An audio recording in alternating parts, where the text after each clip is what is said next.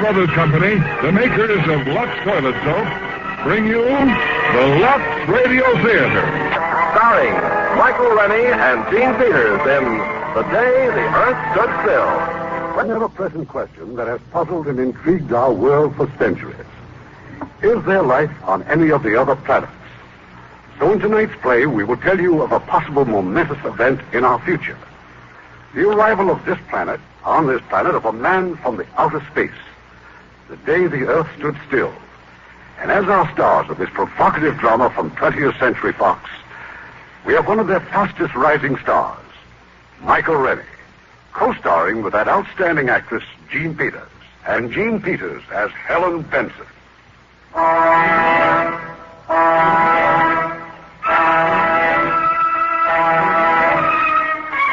It was a pleasant spring day, an ideal day for a walk in the park, a day to push the baby buggy and be glad you were alive. There'd been at least 20 such sparkling days that spring, and perhaps a billion or more of them since the Earth began. And nothing had ever happened to spoil them but a few small fires, or a slight head cold in the evening, or a rain squall. This spring day, in the middle of the marvelous 20th century, was different. It was the most different day that had happened to mankind since the first Christmas. The thing was noticed in Hong Kong first on the British radar. But that's impossible. That thing must be doing about 4,000. That can't be aircraft, sir. Must be a buzz box. Better give an alarm. Keep it steady, though. Maybe faulty equipment. If the British radar in Hong Kong was faulty, so was the radar all over the Orient and Asia and Europe. So were the announcers on the radio. This is Moscow. This is Calcutta, India. This is Radio Luxembourg.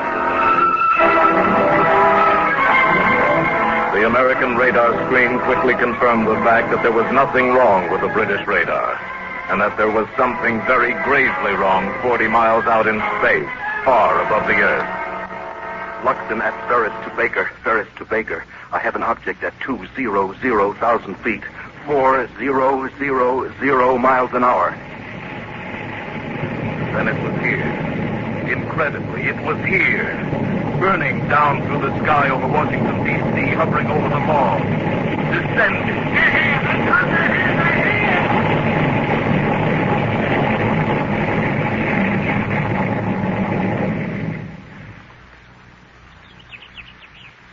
Not a sound. Stillness. Not a move from the cordon of tanks and armored cars and troops in full battle dress. Not a sound or gesture from the monstrous domed disc resting on the grass. The ship designed for travel outside the Earth's atmosphere landed in Washington today at 3:47 p.m. Eastern Standard Time. We still do not know where it came from. The ship is now resting exactly where it landed 2 hours ago. So far, there is no sign of life from inside the ship. Behind the cordon of troops, tanks, and artillery is a huge crowd of curiosity seekers.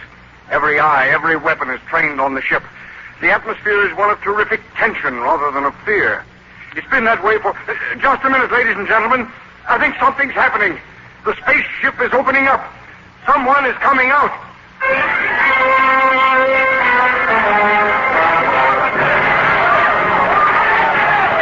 Keep calm, everybody. Keep calm. Quiet. A wedge is opened in the smooth, unbroken metal skin of the spaceship. A ramp slithers out on the grass. Against an eerie glow of unearthly light from inside the spaceship stands the spaceman. He is a man, entirely like ourselves. He wears a close-fitting suit like a deep-sea diver's armor, but of alien material. The spherical helmet entirely conceals his head. He holds up his hand. He is going to speak. We have come to visit you in peace and with goodwill. Receive me as a friend. Here he comes, men. Watch it. Keep that BAR trained on him. He's close to something in his tunic, sir. Quiet. It's a ray gun or something. I'm going to let him have it now. Oh, wait! You foolery! Down! Hold back that crowd! Everybody! Back! Your wound doesn't look too bad. I'm sorry that you shouldn't have gone for that ray gun. It was not a weapon. He understands us. It was a gift for your president. With it, you might have studied life on other planets. What's bothering the crowd, Lieutenant? Tell them to... Oh, no. No! A nightmare stands on the ramp leading out of the spaceship. A mechanical giant, monstrous, all metal and menace, with a visor in his helmet lifting slowly, revealing a dreadful light boiling within that metal head. And suddenly, out of that incandescence, a narrow ray.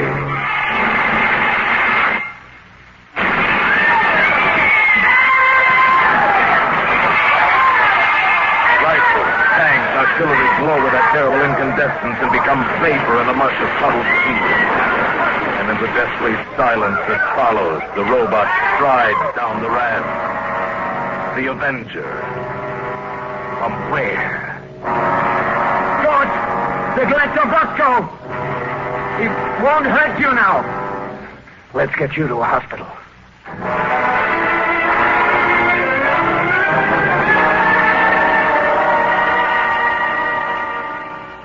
Good afternoon, sir. Good afternoon. The doctors here tell me your wound is not serious. No. It amazes them that it's almost healed already. I'm very glad. It should serve as some sort of indication of our powers. My name is Harley, secretary to the president. I've been told you speak our language fluently, that your name is Mr. Klaatu. Just Klaatu. The president has asked me to convey our deepest apologies for what has happened. Sit down, Mr. Harley. I'm sure I don't have to point out that your arrival was something of a surprise. Had you been traveling long? About 5 months. Your months? You must have come a long way. About 250 million of your miles. Naturally, we're very curious to know where you come from. From another planet. Let's just say that we're neighbors. It's rather difficult for us to think of another planet as a neighbor. I'm afraid in the present situation you'll have to learn to think that way. A present situation? I mean the reasons for my coming here. Would you care to talk about it? Not now, or with you alone. Perhaps you'd rather discuss it personally with the president. I want to meet with the representatives from all the nations of the Earth. I'm afraid that would be a little awkward. Why?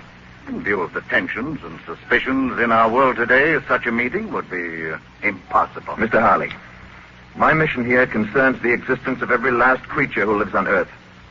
It must not be complicated by the childish jealousies, intrigues, suspicions of your planet. Our problems are very complex. You mustn't judge us too harshly. I'm impatient with stupidity. My people have learned to live without it. The president will, of course, do his best to bring about the meeting you desire. I know it will be quite useless. I wish it were otherwise. I'm very sorry, Mr. Klaatu. Wait. Before making any grave decisions, I think I should get out among your people. Become familiar with the basis for these strange, unreasoning attitudes.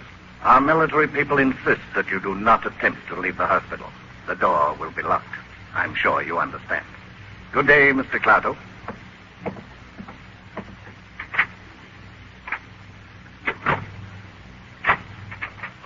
The door will be locked.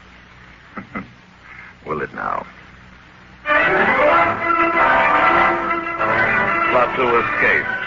Nor could the embarrassing news of his disappearance long be suppressed. It was read about in the papers and described in excited tones over the radio. Authorities at Walter Reed Hospital still refuse to comment on how he managed to escape, except to say that he broke into a hospital locker and stole clothing belonging to a staff doctor.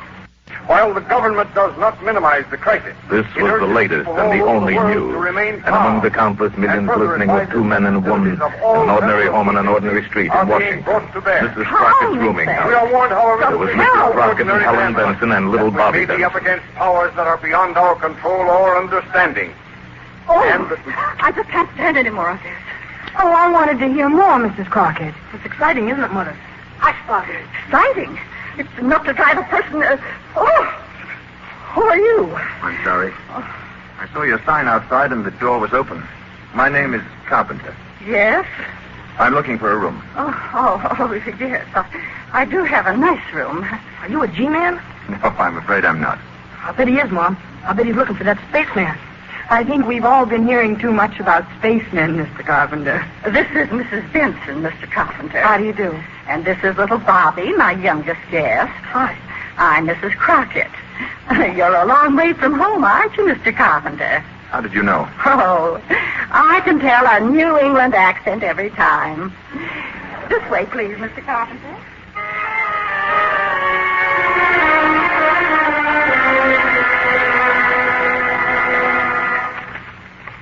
And so this Sunday morning, we asked the question that has been plaguing the entire world for 2 days now. Where is the creature, and what is he up to? Eat your cereal, Bobby. Oh, Mom, I'm almost as it is. Bobby?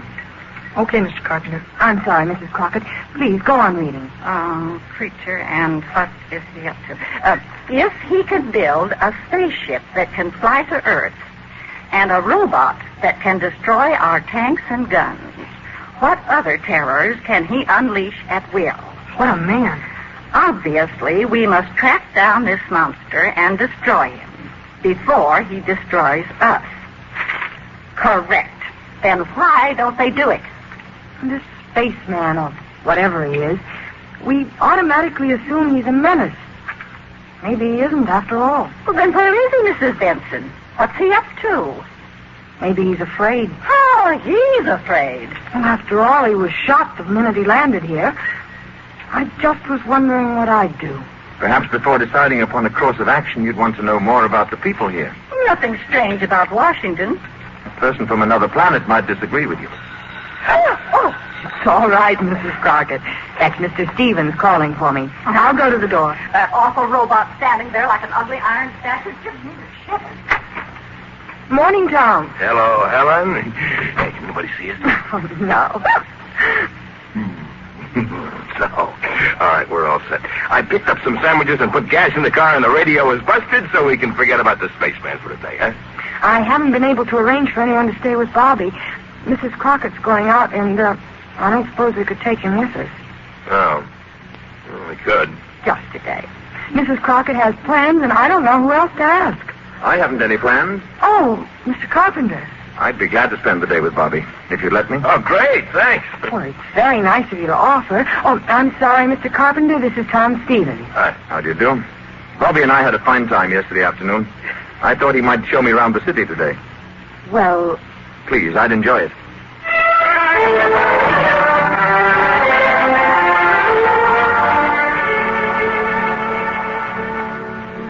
And this is where my father is buried.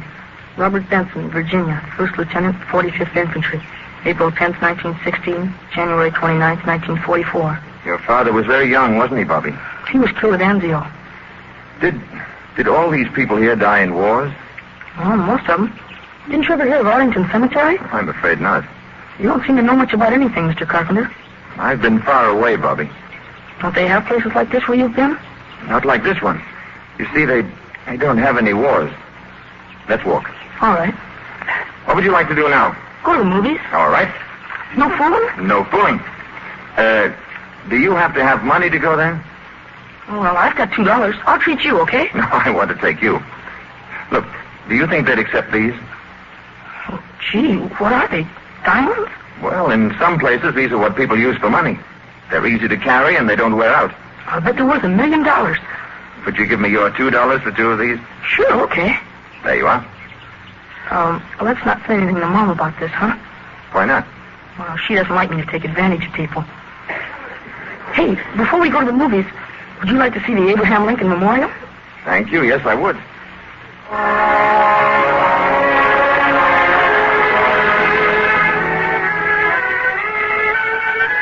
this is it. That's the Gettysburg speech up there. That this nation under God shall have a new birth of freedom, and that government of the people, by the people, and for the people shall not perish from the earth. Those are great words. That's some statue. That's the kind of man I'd like to talk to. Bobby, who is the greatest man in America today? Oh, gee, I don't know. The spaceman, I guess. I was speaking of Earthmen. Oh, I don't know. The president? I mean the greatest philosopher, the greatest thinker, scholar. Oh, well, that's Professor Barnhart, I guess. Yes, Professor Barnhart. He's the greatest scientist in the world. And he lives right here in Washington. Right near where my mother works. Where is that? Department of Commerce. She's a secretary. Why? I have an idea, Bobby. Let's go see Professor Barnhart. What for? You just said he's the greatest man in America. You're kidding, aren't you? Wouldn't you like to meet him? Oh, sure I would. Oh, go on. I bet you'd be scared. Maybe we can scare him more than he can scare us. I like you, Mr. Carpenter. You're a real screwball.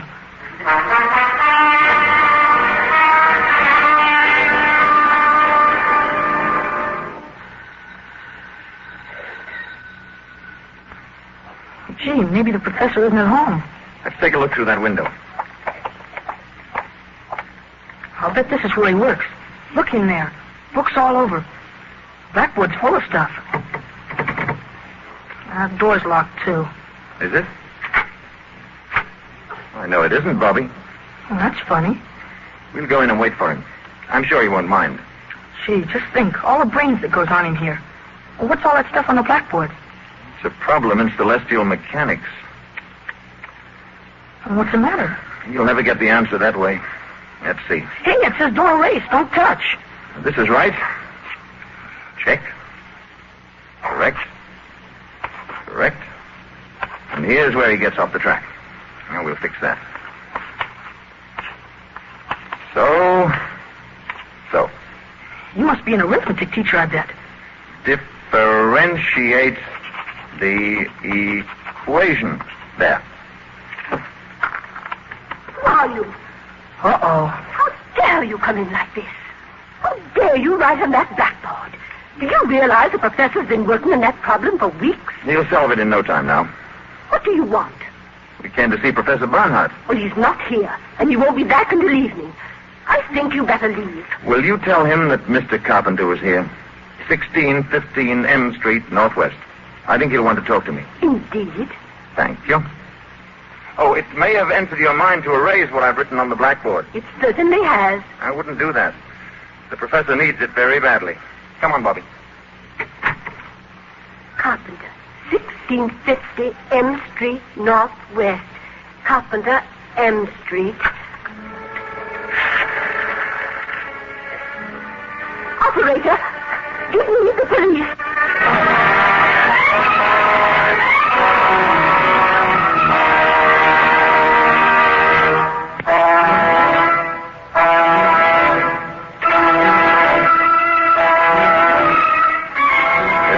Evening of the same day.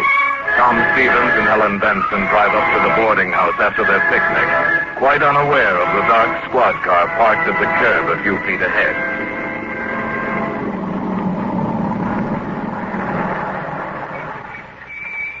Well, here we are.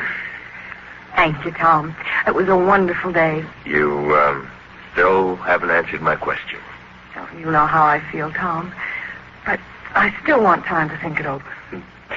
If I could only tell the boss I was getting married and acquiring 2 dependents. You're a good salesman. A good salesman wouldn't give you time to think about it. Good night. Didn't you forget something? Now, good night. Good night.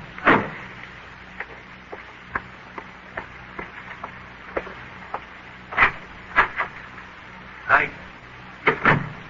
Oh, Mr. Carpenter. Hi, Mom. Hello, darling. Mrs. Benson, this is Mr. Brady. How do you do? How do you do? Mr. Brady's a government agent. Oh? Did you have a nice day, Bobby? We had a swell time, didn't we, Mr. Carpenter? Yes, we did. We went to the movies and had a banana split, and we went to see Daddy. Oh. I don't know how to thank you, Mr. Carpenter. I enjoyed every minute of it. We better get going. Yes, good night, Bobby. Good night. I'll tell you the rest of that story tomorrow. Good night, Mrs. Benson. Good night. Nice meeting you, Mrs. Benson. Thank you. Why did Mr. Carpenter have to go with Mr. Brady? I don't know. Maybe it was a mistake. Upstairs with you. Yeah. We sure had fun today. We went all over Washington and went to see Professor Barnhart. Professor Barnhart? Oh, sure. Barnhart? Up to bed now. Pronto.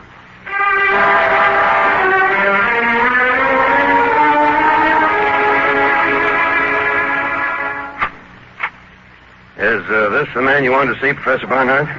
Oh, thank you, Mr. Brady. If I may speak to Mr. Carpenter alone, please. I'll wait outside, Professor.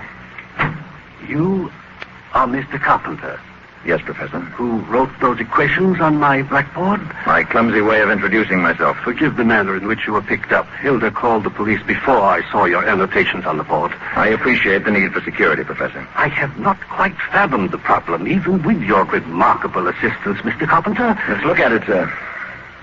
All you have to do now is substitute this expression at this point. Yes, that will reproduce the first-order term, but what about the effect of the other terms? Negligible. With variation of parameters, this is the answer. How can you be so sure? Have you tested this theory? I find it works well enough to get me from one planet to another. Klaatu. I spent 2 days at your Walter Reed Hospital. I was interviewed by... I need no proof. This blackboard is proof.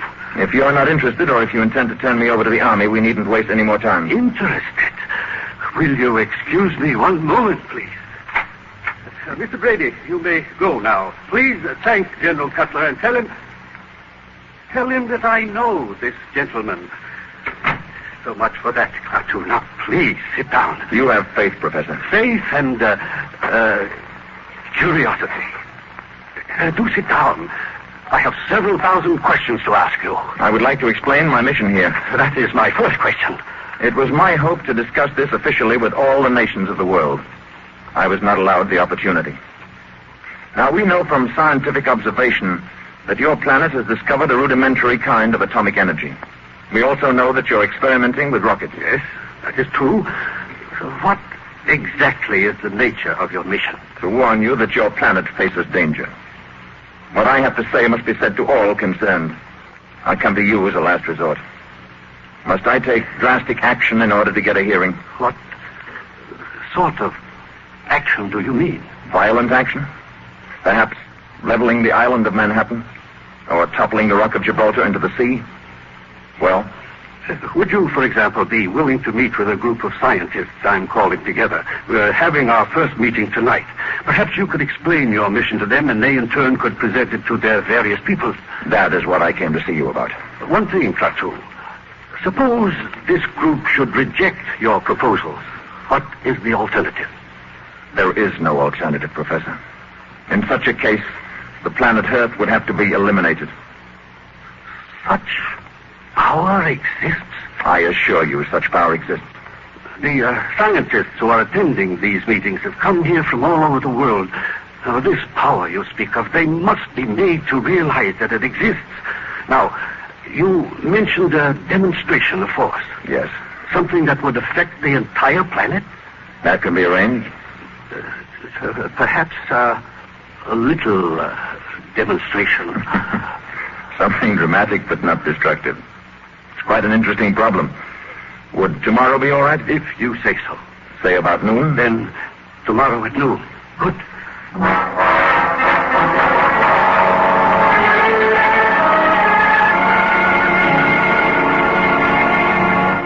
Going out tonight, Mrs. Benson? Oh, it's you, Mr. Carpenter. I'm afraid I startled you. Yes, I am going out. Mr. Stevens is calling for me. Everyone seems so... Jittery is the word. Bobby's the only person I know who isn't jittery. He's a fine boy, Mrs. Benson. Naturally, I think so. Warm, friendly, intelligent. He's the only real friend I've made since I've been here. Mr. Carpenter, this is none of my business, but why did that detective come here last night? That Mr. Brady? Bobby and I tried to see Professor Barnhart in the afternoon, but he wasn't in. Apparently they thought I was looking for secrets of some kind. Oh, that must be Tom now. Oh, Mr. Stevens, do come in. Helen is in the sitting room. Alert Mrs. Crockett. She has a romantic mind. Hello there, Helen. A minute to spare. You ready? Hello, Carpenter. Picture starts at 8:50 on the dot, Helen. I'll be ready in a minute. I was just talking to Mr. Carpenter. Oh, I hope Mr. Carpenter won't think I'm intruding. Excuse me. I was just going up to my room. Good night. Good night, Mr. Carpenter. Have a good time, both of you. Thank you. Tom, that was awful. I'm sorry. I guess I'm just tired of hearing about Mr. Carpenter. Mr. Carpenter. I don't like the way he's attached himself to you and Bobby. After all, what do you know about him? Very little, it's true. Well, let's not stand and talk about it anymore. I'll go up and get my things.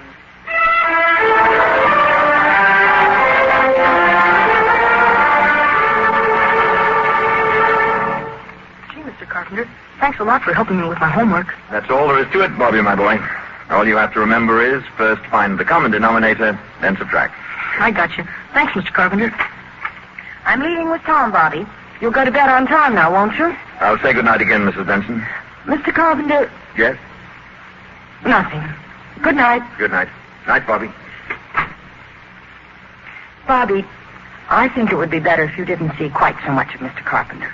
Well, gee, why, Mom? He's swell. I like him. And he's awful good at arithmetic. He even helped Professor Barnhart. I'm sure he's a very nice man. I just think he might prefer to be left alone. Now, go to bed, darling. Why would he want to be left alone? Don't forget to brush your teeth.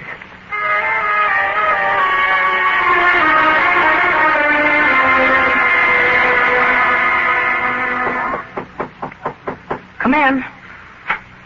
Bobby, do you have a flashlight I might borrow for tonight? Oh, sure, Mr. Carpenter. It's a real Boy Scout one. Thank you, Bobby. Why do you want it? The light in my room went out. See you tomorrow. Better get into bed now. Gee, I wonder if the batteries are any good.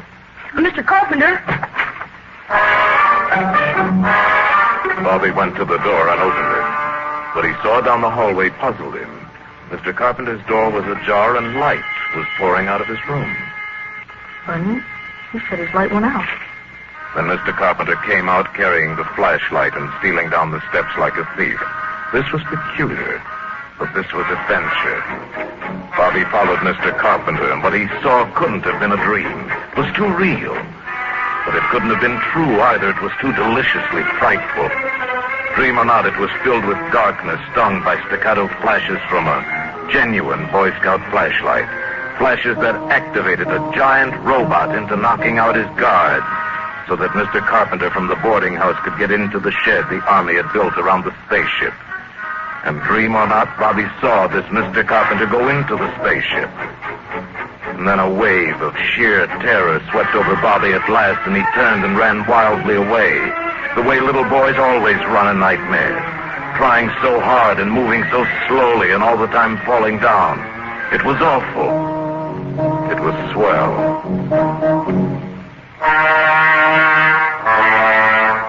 When his mother came home around midnight, Bobby was curled up on the sofa. Instantly, he jumped up and ran to her and to Tom Stevens as they came into the hallway.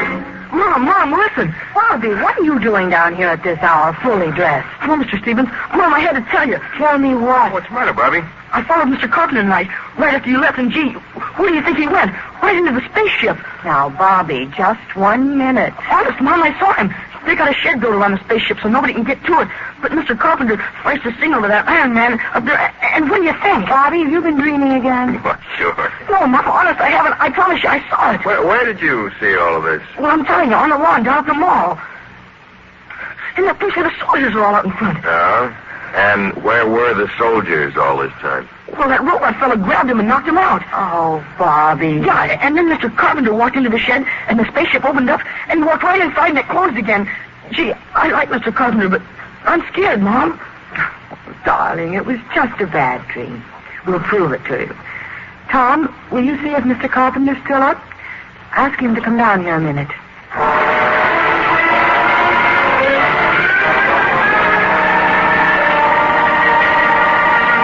Helen. Yes, Tom? Helen, he's not there, but look what I found on the carpet. It can't be a diamond, can it? I don't know. It's much too big. It looks real to me. Oh, Mr. Carpenter's got lots of them. He gave a couple of them to me. Here. He gave you these? Well, not exactly. I gave him $2. I don't know, but this whole thing, it just doesn't make sense. Look, Helen, do you think it's all right for you to stay here?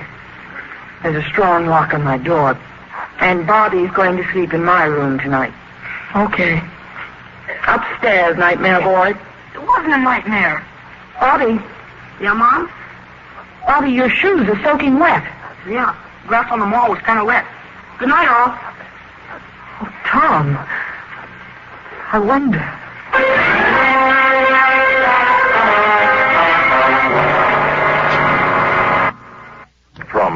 Professor Barnhart termed a little demonstration, promised it for the following day at noon. It is now 2 minutes to 12. In the Department of Commerce building, Helen Benson has left her office on her way to lunch. She stands in the corridor waiting for an elevator. Mr. Benson. Mr. Carpenter, what are you doing here? I came to see you. Well, I was just going to lunch. What is it? I saw Bobby this morning before he went to school. Yes? I want to know what he told you. Oh, Bobby has such an active imagination. Did you believe what he told you?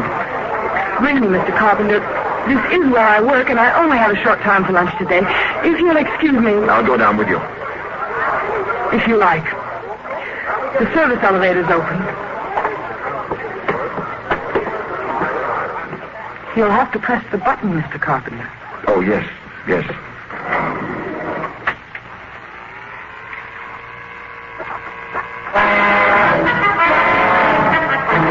It was just 5 seconds before noon of that fateful day when Helen Benson and Mr. Carpenter stepped into that electric elevator.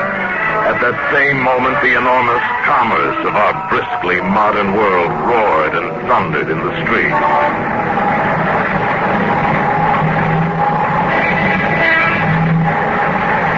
5 seconds to noon. 4 seconds. 3 seconds.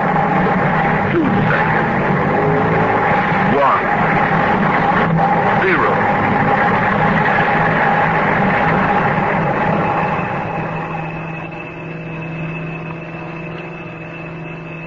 High noon. And silence. All over the world, traffic stopped dead in a million streets. Here and there, a horse-drawn vehicle clopped its melancholy way among the motionless motors. Bicycles moved before awe and the common desolation made the riders stop of their own free will.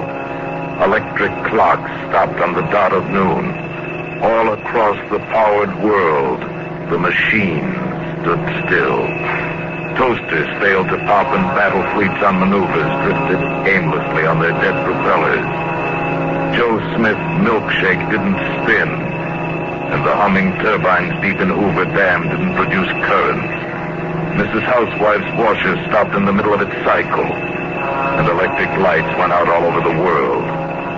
At a conference table in Washington, a hasty council of the armed services was held. As far as we can tell, gentlemen, all electric power has been cut off all over with few exceptions. And even these exceptions are remarkable.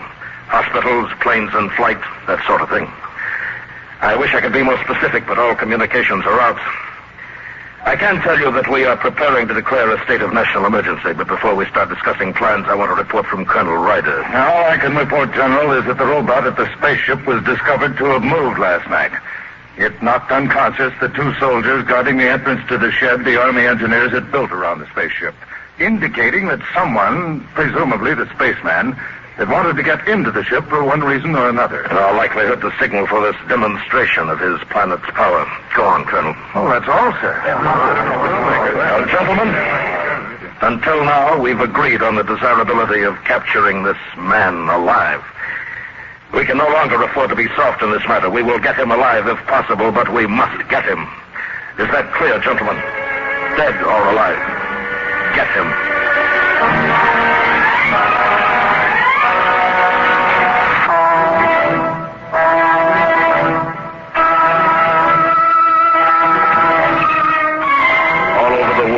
Electric power has been neutralized on the stroke of noon as a token of the spaceman's power and as a warning to the Earth.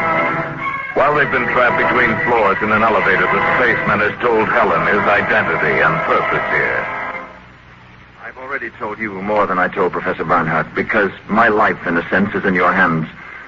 But if I die, a world, your world, may die too. Yes, I understand. I thought if you knew the facts, you'd appreciate the importance of my not being caught before the meeting tonight with the world scientists. Yes, of course. Of course I do. You hold great hope for this meeting, don't you? I can see no other hope for your planet. If the meeting should fail, then I'm afraid there is no hope. Oh, the lights. And we started again. It must be 12:30. Yes. Exactly.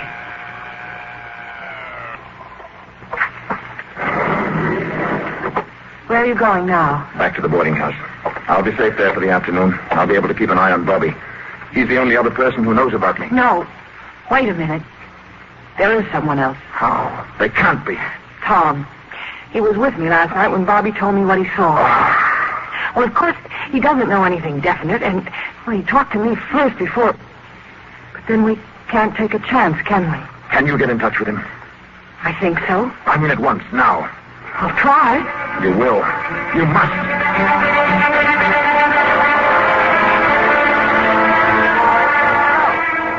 Hello? Operator, I was connected with my party. Please. Hello? Oh, is this Mr. Tom Stevens' office again? We were Oh, I must speak to Mrs.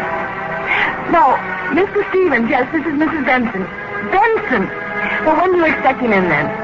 Well, will you tell him I called and please not to leave his office? I'm coming down to see him. Yes, it's very important. To you, too.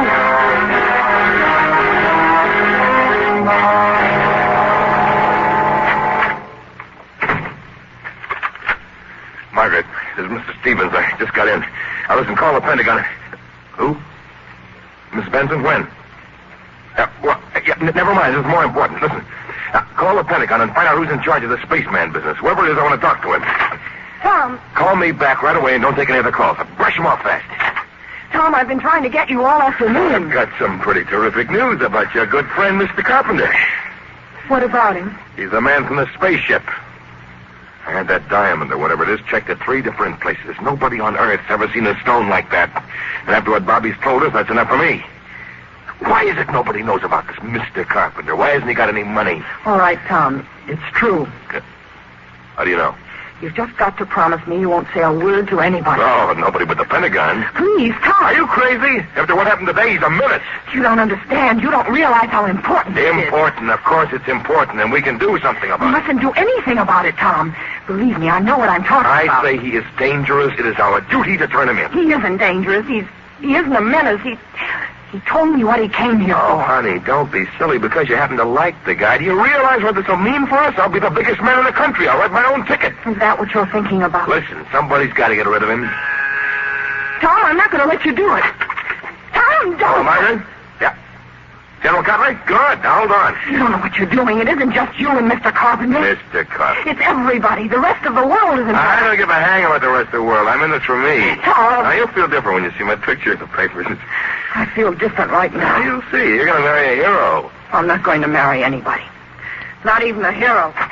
Hey, Alan. Hello? General Cutler? General, my name is Tom Stevens, with a V. I have positive information about the spaceman and where he's staying.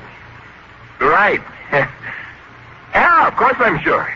He's living in a boarding house at 1615 M Street, Northwest. That is correct, General. Yes, I have all of it now, Mr. Stevenson. Thank you very much indeed. I want to talk to you further, but I haven't time now. We want to act on this. Yes, sir? Have Colonel Ryder deploy all Zone 5 units according to Plan B immediately. Investigate 1615 M Street Northwest for presence of spaceman. Repeat.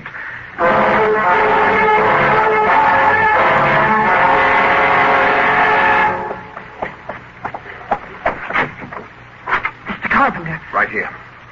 Did you see Tom? What did he say? It's no good. It's too late. I got a taxi outside. Hurry.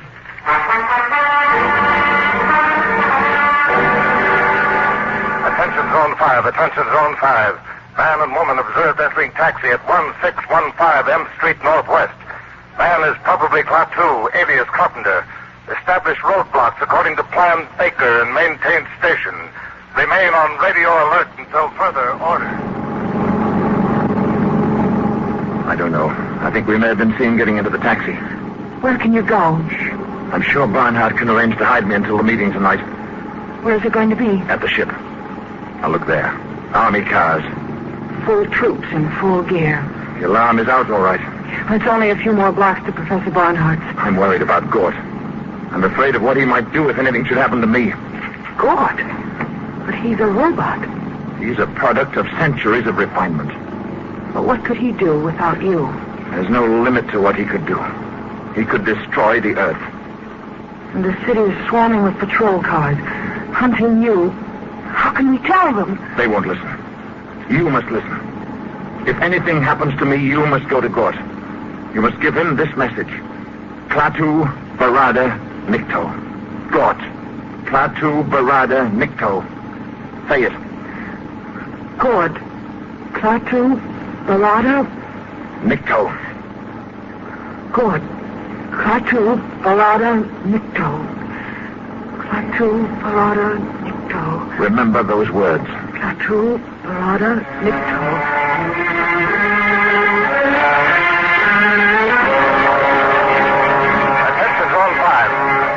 Moving north on 14th Street from Harvard Street. Man and woman in back seat. License number H0012. H0012. Section 2, close in. This is your target vehicle. We're hemmed in. Driver will get out here. I'm going to try to run for it. If they get me, you get to Gort. Now. There he is! Stop him! Shoot! Stop him! We'll fire! Mr. Carpenter. Gort. Run. Never mind. Take the drive.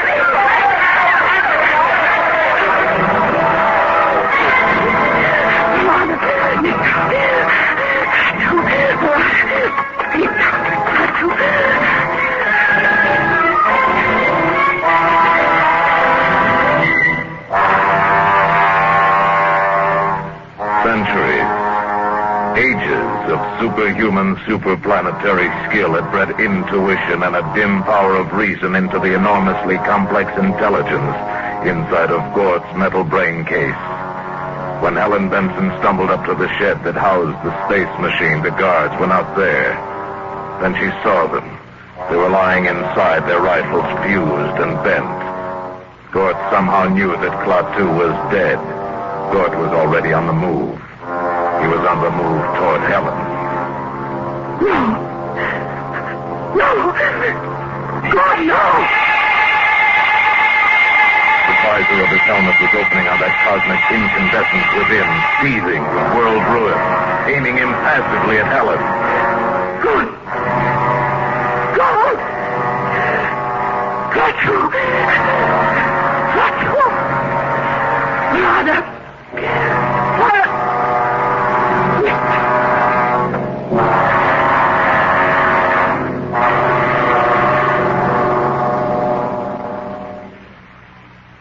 Helen Benson fainted.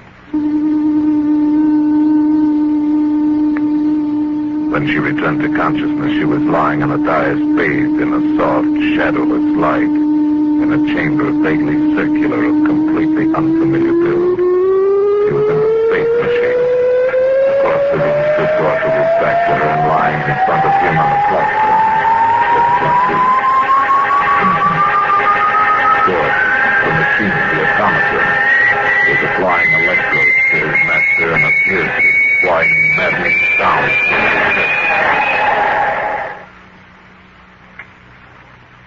Klaatu moved.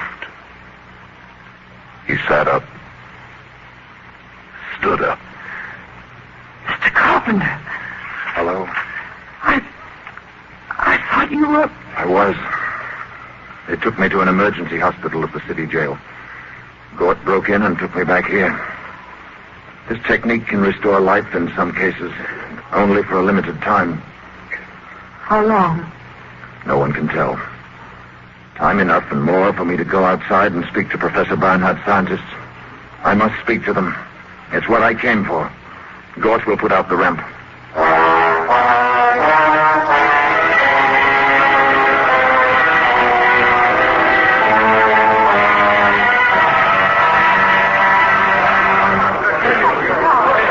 You people of Earth, you men of science, you are here from all over your world.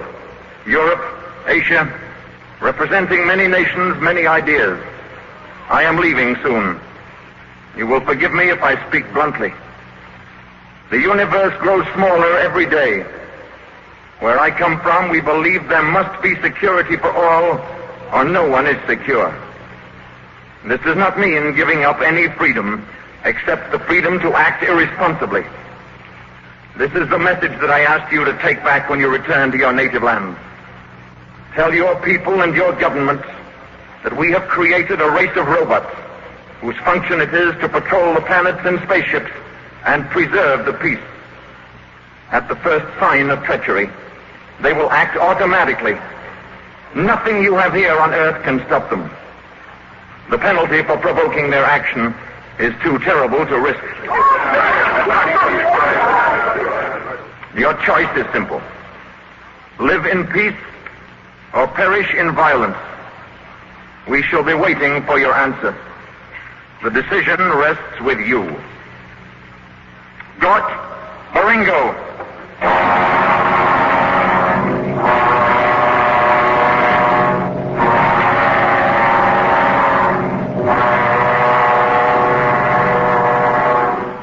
Remember. I'll remember, Mr. Carpenter.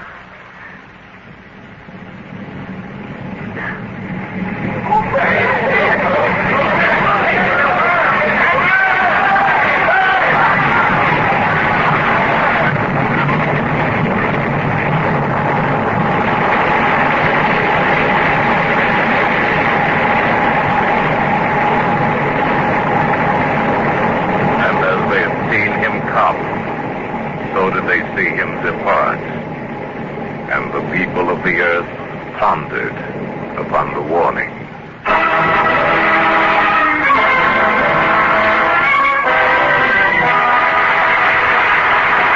And here tonight were Paul Freese as the narrator, Lamont Johnson as Tom, Herb Butterfield as Professor Barnhart, Tudor Owen as Mr. Harley, Billy Gray as Bobby, Edith Evanson as Mrs. Crockett, and Tyler McVeigh, Bill Conrad, Robert Griffin, Tom Brown, Fred Shields, Marvin Bryan, Shep Menken, Alistair Duncan, Stephen Roberts, Evelyn A. Smith, and Eddie Marr.